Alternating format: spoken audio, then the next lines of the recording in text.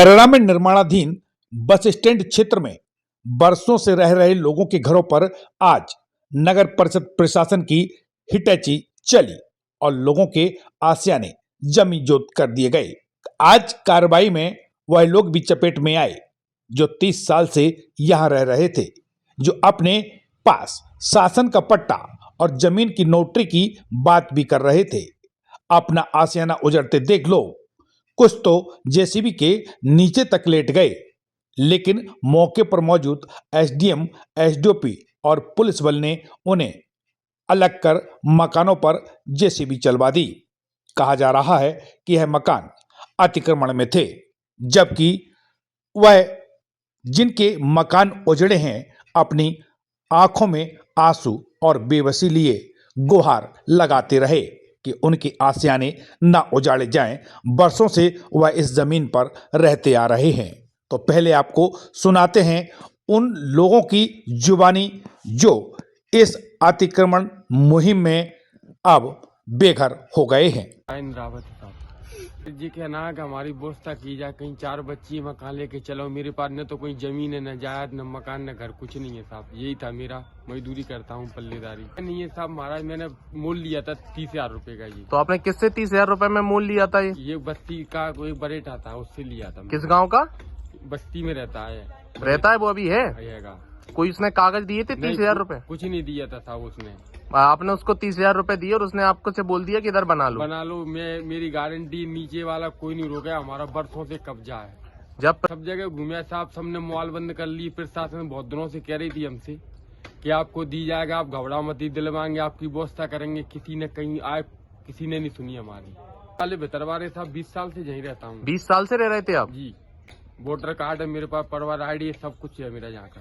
हमें दवाई की लाभार्थी की वजह से बेचारे गरीब आदमी मोड़ा पकड़ के ऐसा फेंक दो। सब्जी ला दी, सब्जी ऐसी फेंक दी। हमें रोटी नहीं खान दी, काऊ ने ऐसी यहाँ खाई, काऊ ने नहीं सुनी बिल्कुल। हमने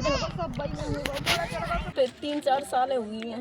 वैसे तो हम किराए से रहते 10 साल की रह रहे। ठीक है, तो ये यहाँ पे मकान बना लिया था आपने? बना लिया था, सो भी टूर गए। और मतलब कोई न्याय दिलावे भी नहीं है, मतलब हमारे कोई रिश्तेदार भी नहीं है हमारे पास। हम अकेले ही खड़े हैं यहाँ बीच में। गुम्मा मुम्मा भी रखी, अब कैसे ले जाएं जो बताओ साहब। हम क्या करें? वो छोटे छोटे लड़का है हमारे, हम क्या करें बताओ? कितने बच्चे हैं आपके? एक लड़का लड़की है, शादी कर दो 2 साल बाद, बताओ हम क्या करें?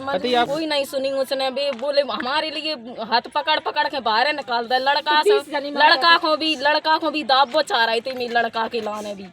हाँ, लेकिन कोई नहीं सुनी भी नहीं है किसी ने। बताओ हमारे आदमी नहीं है, अब हम क्या करें बताओ? कहाँ जाएं? और फिर वकील वो सब बोला 20 साल से कि तुम जाओ में खेती करो और तुम रहो।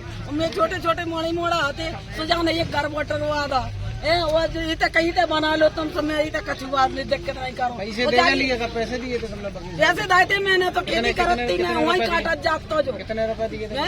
वो तो देखो खेती करती 50-1 लाख की फसल होती तो वही काट लेता जो मेरे पैसा। वो हमें जाने सिर्री बना था, हम क्या कहते हम जो बड़ो आदमी पैसा वारो है, हम तो गरीब है। रजिस्ट्री का बोल के दिया नहीं, नोटरी करा जो सरकारी की नोटरी कराते ना, सरकारी उद्यापक खाते की नोट कह के दे देते। कई आदमी को करो जाने ये सोच अब जाके लॉज बनी है। 22 साल से 20 साल बाकी खेती करी मैंने, छोटे छोटे बच्चे ले आई थी मैंने, शादी ब्याह सब करता है जिनकी वो ना मंजूरी करके मैंने घर बनाओ। वहीं प्रशासनिक अधिकारी दावा कर रहे हैं कि उन्होंने सरकारी जमीन से अतिक्रमण हटाया है। एसडीएम अनुराग निगवाल ने बताया कि नगर परिषद को आवंटित बस स्टैंड की भूमि, जिसके लगभग 65,000 वर्ग फुट पर भूमाफियाओं द्वारा अवैध अतिक्रमण करवाया गया था, जिसकी अनुमानित लागत 15 करोड़ रुपए से अधिक है। इस पर 19 अतिक्रमणकर्ताओं के अतिक्रमण बलपूर्वक बुलडोजर जेसीबी से आज हटाए गए हैं। प्रशासन का दावा है कि नवीन बस स्टैंड बनने के बाद शहर में यातायात की जो बिगड़ी हालत है उससे लोगों को मुक्ति मिलेगी, लेकिन यह देखने वाली बात होगी कि क्या वास्तव में बस स्टैंड बन जाने से शहर की जो बिगड़ी यातायात व्यवस्था है वह सुधर पाएगी। नगर परिषद करेरा को आज से 4 साल पूर्व 2021 में कलेक्टर महोदय के न्यायालय से नवीन बस स्टैंड बनाने के लिए भूमि आवंटित की गई थी। पिछले एक हफ्ते पहले कलेक्टर महोदय द्वारा मुझे निर्देश प्राप्त हुए थे कि वहाँ पर जो नवीन बस स्टैंड का कार्य है वो किसी अतिक्रमण की वजह से पिछले 4 सालों से पेंडिंग था। तो उसके बाद एक हफ्ते पहले मैं स्वयं मौका स्थल पर गया था। मौका स्थल पर जाने के बाद में मैंने किस प्रकार का अतिक्रमण है उन सब चीज़ों को जाना।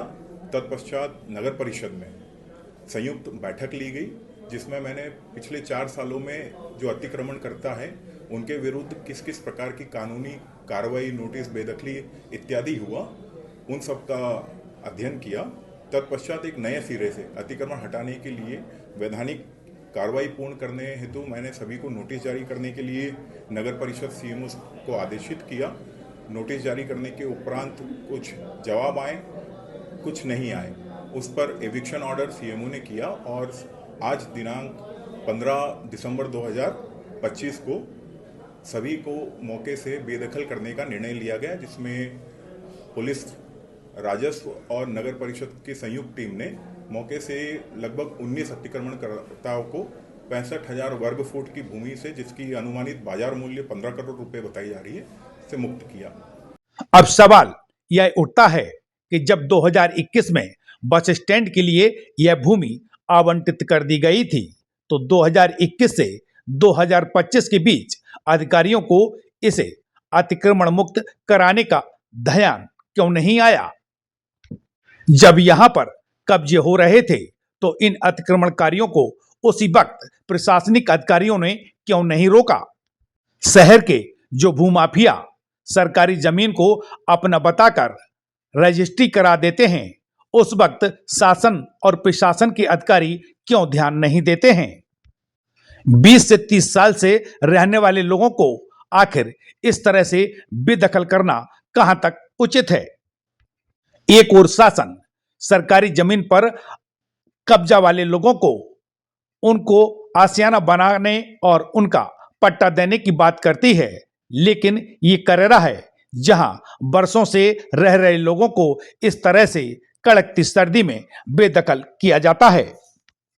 यहां उन लोगों पर भी कार्रवाई होना चाहिए जिन्होंने इन लोगों को पैसे देकर यह जमीन सुपुर्द की थी और बताया था कि यह जमीन उनकी है, इस पर उन्हें किसी तरह की तकलीफ नहीं होगी। क्षेत्र की ऐसी छोटी बड़ी खबरें देखने के लिए जनपहन न्यूज चैनल को यूट्यूब पर भी कीजिए सब्सक्राइब और रहिए खबरों से अपडेट।